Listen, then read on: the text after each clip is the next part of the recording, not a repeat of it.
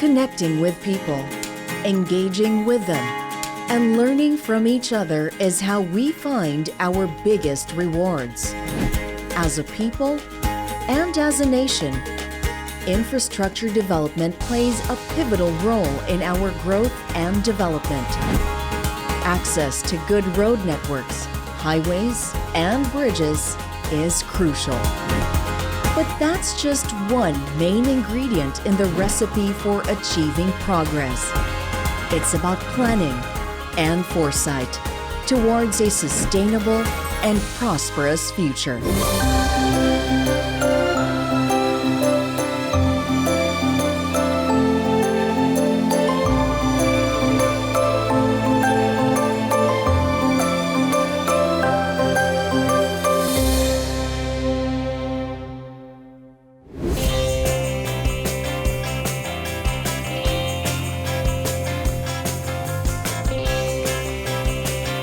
It's a familiar view for both local and international tourists. Who doesn't know the most famous beach in the Philippines and one of the best in the world? This is Boracay, an island paradise in Malay, Aklan. Boracay is actually the center of tourism for the province of Aklan. We are so lucky to have with us this jewel that we consider our premier tourism destination. Ang pinagmamalaki po natin ay yung 4-kilometer long beach ng Boracay. Kung makikita naman natin na talaga yung buhangin niya is naiiba siya sa ibang lugar yung beach natin. Clear blue water po talaga siya. So, yung makikita po natin yung sa Boracay, sa Arak, yun yung tinatawag na trademark. Nandyan po yung grotto ni Our Lady of Lourdes. Station 1 natin is Balabag area, kaligitnaan ni Station 2 and yung Sitio Angol yung tawag namin doon. Doon banda yung Station 3 natin. All ways to Boracay pass through the Aklan Jetty Port. And to get there, visitors can take a ferry from Batangas or fly in through airports. The fastest option is the Aklan Airport, which is just a short ride away to the jetty port. We only used to have the Calibo International Airport, but since there is already now the Aklan International Airport, there has been influx of tourists to the province. We have the Roro, which pwede kang dumaan sa Batangas going to the province of Aklan.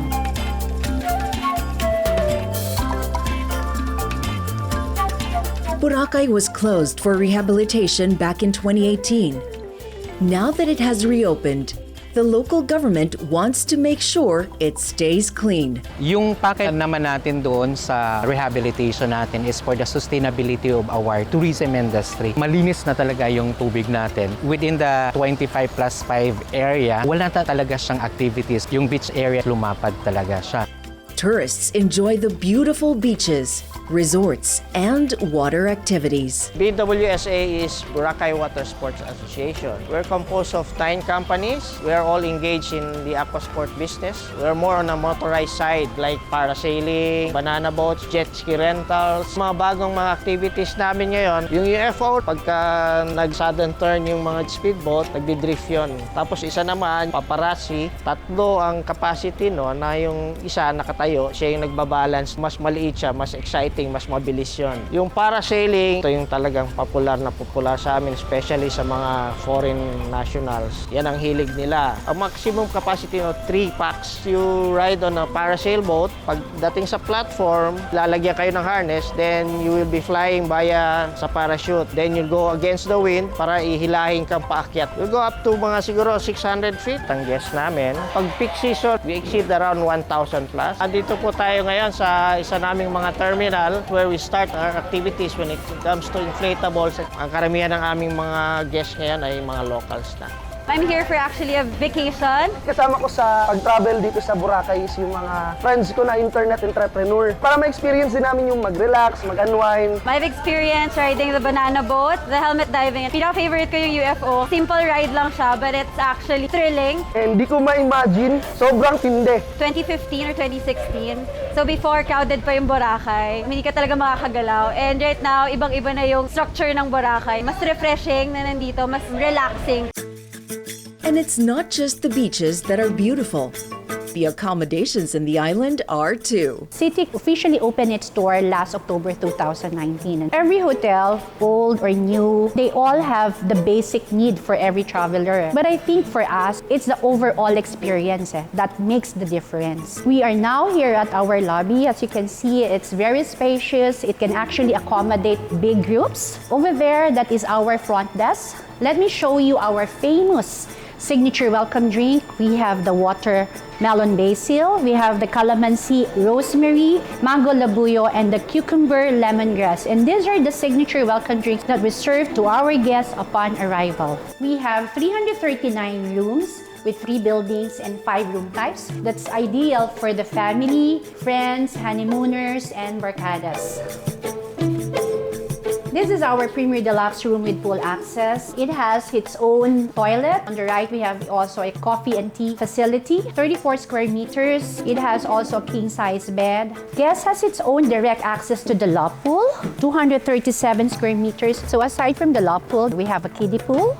We have also the infinity pool and the jacuzzi. Here now at our pool bar, we have also our all-day dining where we serve buffet breakfast. We have also gym. We have also conference room, and then we're going to maximize actually our roof deck. We want to create moments for our guests. Since we opened, more and more people are coming in. For peak season, usually the hotel is almost full. It reaches to 80 to 90%. We all know that Boracay is not only beautiful, they have a lot of activities. Lastly, I think the accessibility is very important. Kasi diba, if the property is not accessible, then you will not also get tourists. Napakahalaga talaga yung roads, bridges, other transportation, especially sa tourism industry. Way back 2017, na-reach po natin yung 2 million. Siyempre, nag-closer tayo. 2018, hindi po tayo nakaabot ng 1,900,000 lang po siya. By 2019, we were expecting na bababa talaga siya. Pero still, we reached the 2 million. January natin, tumaas rin talaga. Yung mga bisita natin, gusto nilang ma-experience kung ano na yung tinatawag na New Boracay.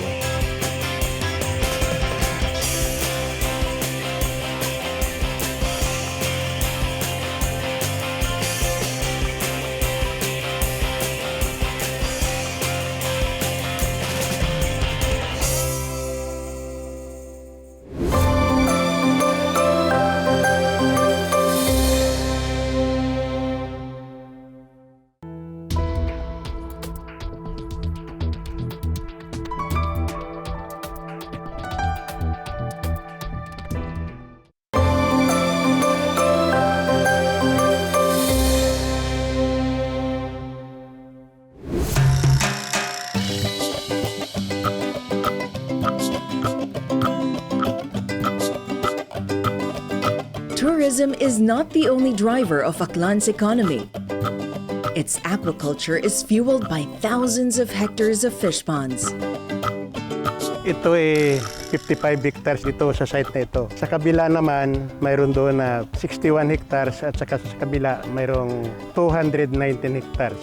Yung kabuuan nasa 340 hectares. Yung nakukuha namin dito ay alimango, hipon at saka bangus. Yung bangus, magbitaw ka ng first week of March, ma-harvest mo yun ng Mayo, 3 buwan o 2 buwan kalate. Kung minsan, mga 1 ton, 2 tons na bangus. Saka hipon, mga 10 boxes hanggang 20 boxes. Binibili lang sa amin, dinadala nila sa Boracay. Noon, kasi business ng biyanan ko, buy and sell ng bangus, hipon, sugpo, alimango. Pinapadala namin sa Manila via eroplano. Yung mga 2005, 2002, marami pa kasing bangus doon at saka kinukulang pa yung bangus sa Maynila. Doon namin pinapadala. Pero sa ngayon na, baliktad na marami na ngayong tao dito sa Aklan at saka maraming bisita na taga-ibang bansa. Kulang na kulang pa yung produkto dito sa Aklan, dito lang sa Boracay at saka Kalibo. Mas maganda kung maraming airport or maraming bisita para yung produkto namin mabibili naman sa tamang presyo. Ito yung nasasahan namin to para panggasto sa mga anak ko o pagkain namin. Proud kami na taga-Aklan at saka mayroon kaming negosyong ganito. Kilala kami dito sa ganitong uri ng negosyo. Food, of course, is a must-experience part of any visit to Aklan. One of many Aklanon dishes to try is chicken inubaran. chicken inubaran, ito yung special Aklanon dish. Lulutuin po natin siya sa ubad. Ubad ng saging is yung banana pit, yung pinakagitna na maputi. Yung ubad dapat pag nagpili tayo ng ubad, yung piliin natin yung saging na hindi pa siya nagpupuso. Kasi yung ubad noon is medyo matamis, unlike sa nagpuso na medyo mapait ng konti. Ngayon po, nandito tayo sa kitchen ng roof deck. Kasama ko po si Chef Vincent kung saan lulutuin namin yung inubarang manok. Bigay ko muna yung mantika kay Vincent, konti lang, panggisa lang natin. Susunod natin yung bawang, papula-pulahin na lang ng konti para lumabas yung amoy ng bawang bago natin idagdag yung sibuyas. Pwede na yung luya. So, papula-pulahin lang natin ng konti yung luya bago natin idagdag yung ating manok. Yung ginamit po nating manok dito is native chicken. Lagyan natin ng lemongrass. Itong tanglad, ito yung nagbibigay ng bango. Ilagay na natin yung banana pit, yung ubad ng saging. And then ilagay na rin natin yung pangalawang gata.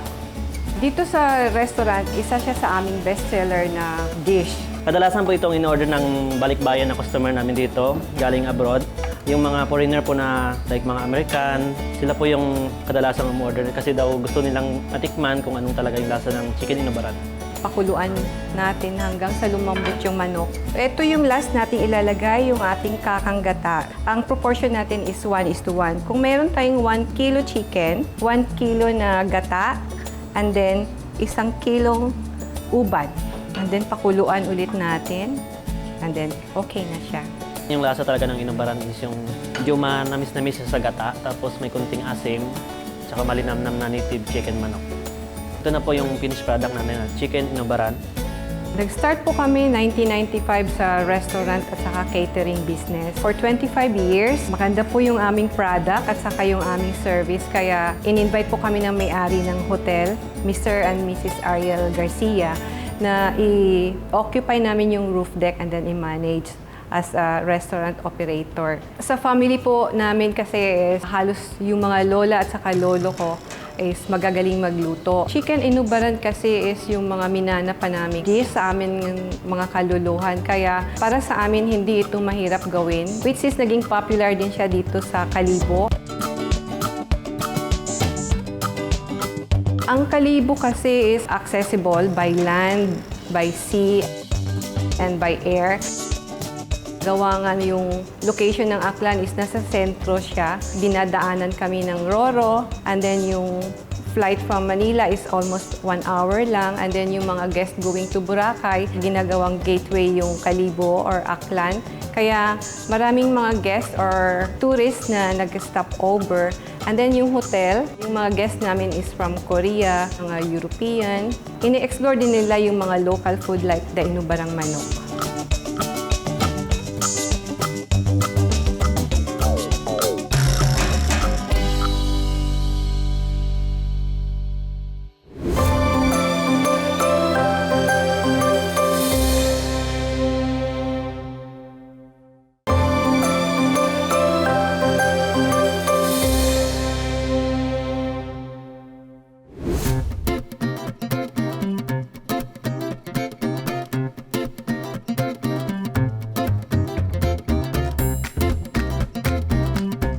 Aklan has an abundance of natural resources, which local craftsmen turn into beautiful products. Among the most abundant raw materials in the province are pinya, abaca, raffia, and bamboo. Nag-umpisa po ito since 1980, yung mga export dati sa Pampanga, sa Clark. Umuwi sila dito, tapos inadapt na po ng aming community dito. Bali halos 3 barangay nang gumagawa dito ng furniture sa bahay kubo. Kaya yung mga generation na sumunod, nagpatuloy na hanggang sa dumami na kami ditong tagagawa. Ito po, 2 klaseng kawayan yung ginagamit namin dito. Yung kawayang tinik, yung sa puno, maraming tinik po yun. Tapos yung isa, ito walang tinik tong kawayan. Mas maganda ito kasi tuwid. Kaibahan ng may tinik, makapal lang siya pero di siya tuwid. Tinatransport galing doon sa bundok, dinadaan sa ilog ng bamboo farmers doon. Dinadala dito sa bayan. Sa traders na rin kami bumibili ng kawayan. Ito po yung di pa nangyayari. Base po ito ng bahay kubo. Saka yun ang may kwarto na ginagawa ng panday. Dismantled din yan kasi hindi pwedeng dalhin sa isang location kung hindi siya buo. Yari dito galing yan pagkatapos niyan, mapinis. Tapos doon rin ulit asimbulin sa location kung sino yung nag-order. Ayan po 3 kataong gumagawa isang kubo. Maabot po yan 10 araw bago nila mayari. Yung isang salasit, isang taong gumawa, 1 week po yan gagawin. Gumagawa din ako ng maliliit na mga kawayan na mga lampshade. Every week may dinedeliver kami. Usually yung Boracay at saka yung mga resorts dito sa amin nag-order. Bahay kubo for furnitures ng hotel. Kung minsan maabot din kami ng Manila saka Cebu through Roro. Kinakarga po namin ito sa crossband. Dadaan ng Aklan. Halimbawa kung dadalhin Manila, Aklan, tapos Mindoro to Batangas. Tapos kung saan yung location sa Manila. Mula dito, yari yun. Tapos pagkadating doon, asimbol namin. Pag naka-deliver kami, pag nasabi ng isang customer na satisfied siya, bigyan ka pa ng tip kasi sa ganda ng gawa mo, nakakataba din ng puso yun po.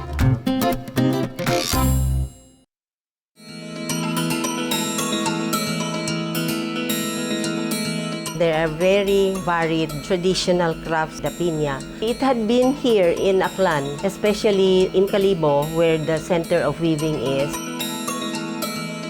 It started when my grandmother gave me her last 10 meters of cloth. I had a special study on Chinese painting, and she saw me do painting on silk. My grandmother said, "India, someday you will make use of this." True enough, I was so fascinated because it was the first time that I saw the piña textile. So I started to think of having an advocacy of promoting the piña as my canvas. The piña that we are using is called the red Spanish variety. The length of the leaf is 1.5 meters. It is very tedious because you have to knot the fiber to have a long line of fiber for weaving. On this side is the traditional weaving. This is 100% piña. This is already more than 100-year-old. This is what we call the lini one. It's very fine compared to this time. Because of the need for contemporary fabrics, I decided to develop blending of textiles. This one is another development, making the fibers into paper, then strip the paper and make into yarns. It's a paper shifu.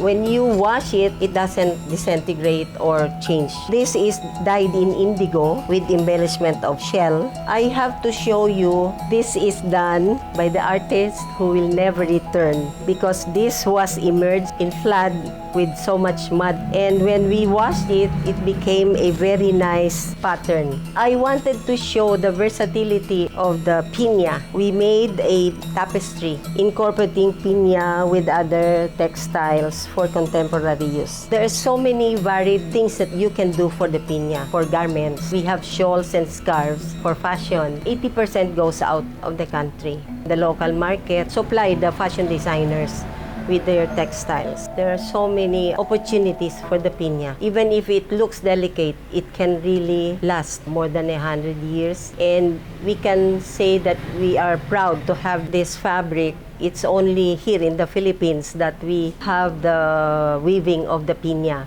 It's a roller coaster ride for traditional crafts. Pina weaving is not exempted, but we have to really be aware of the importance of the Pina weaving because this is part of the economic stability of our province. The weavers have a lot to contribute to the industry. We do not want to lose our tradition, and we have to encourage the younger generation to do it as well. Since piña is our major fiber, we also have other fibers that we are producing in the province. Abaca is one, and it is said that the province is one of the biggest producer of abaca in Western Visayas. So aside from abaca, we have raffia. Abaca fiber po, sikat at kilala dito sa Aklan. Itong klaseng fiber po kasi matibay po. Ito yung abaca na puno. So sinistrip niya muna itong abaca para magiging fiber po. Ito naman po yung parang pinaka-blade niya para po hahatakin niya ng ganun po para lumabas yung yung fiber. So dito pa lang makikita yung quality ng abaca dahil hindi agad-agad napuputol. Pinakamatibay daw po na fiber yung abaca po. Tapos niya po na strip po, iniipon niya 1 kilogram, 2 kilograms, depende po. Then ito, kailangan din po ito i-dry sa init ng araw para at least mas lalo po siyang pumuti. Nandito po tayo ngayon sa dyeing area. Kailangan ko muna itong basain. Lahat ng fiber kailangan mabasa para yung color po niya maging pantay-pantay po siya. Maglalagay po ako ng color muna dito po. So kailangan din po na mainit yung tubig. So kailangan ko munang haluin yung dye sa tubig para at least maging ipantay po yung color pag na ilubog po natin yung fiber. So kailangan po siya na imimix-mix siya para pumantay yung kulay ng abaka. Kasi minsan, merong hindi nakukulayan. Tapos ito, bago siya isampay, kailangan din po ulit na banlawan po para hindi humawa siya sa ibang fabric. Ida-dry na po natin. Then, hayaan na natin itong matuyo. Hindi din gaanong ma-expose sa araw kasi magdadal yung color.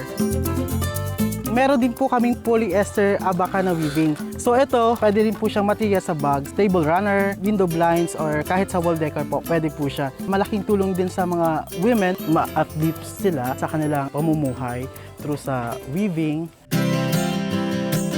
Dito naman po ang raffia. Ito yung fiber ng raffia. Dito sa Aklan, buri ang tawag dito. Madali lang siyang maputol. Pero pag winib naman siya or binandle, makikita po talaga yung quality din ng raffia. Pwede siyang gamitin sa mga scrapbooking, sa craft supplies. Nag-weighing pa lang po sila. Sineselect nila yung quality and hindi quality na fiber. Dito, binibilad namin yung mga raffia na nakulayan. Kailangan na ma-dry yung raffia para hindi po siya amagin. Itong area naman po, nakafocus naman dito sa pagbabundle ng raffia. Thankful kami kasi ang access ngayon sa road dito sa Aklan is maganda po. Ibig sabihin, mas madali po namin na ipapadala ang produkto galing po sa warehouse namin, papunta po dun sa end part ng consumer. So, pinakamadali pong sending po ng mga order namin is via air cargo o dun sa airport kasi marireceive agad nila within 3 hours o 4 hours, magiklaim agad nila doon. In other ways naman, pwede naman po isend namin via Roro, hindi nahihirapan ang mga kumbaga katulad naming mga negosyante na magsisend out ng produkto doon sa Manila. In general, talagang very essential ang roads, bridges, connectivity. Through that, mapapadali ang pagpunta ng mga turista sa mga tourist attractions natin. And aside from that, mapapadali rin ang pag-transport ng mga products going to the province and going out. And it will really contribute much to the economy of the province. In archipelagos like the Philippines, infrastructure development is not all about paved roads or tollways. It's about providing access, not just through land, but also through water and air. This is why facilities like the Batangas Port and Aklan Airport are just as crucial as expressways. In this sense, building bridges takes on a whole new meaning.